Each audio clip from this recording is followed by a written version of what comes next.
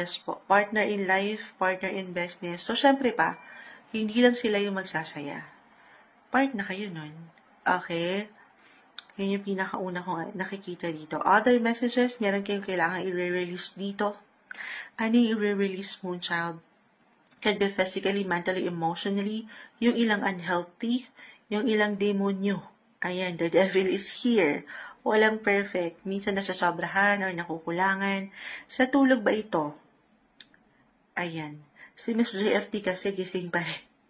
Live na live tayo. Siya isang Scorpio. Hindi. Itong ilang unhealthy patterns or emotional baggage na dala-dala nyo, yung ilang negativity, the Ten of Wands, yung ilang bigat. Makakasing bigat ni Moonchild to. Kung saan nahihirapan na kayo pero bit-bit nyo pa rin.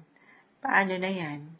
Minsan, it's okay to pause. It's okay na magpahinga muna. It's okay na minsan bitawan nyo na lang muna yan.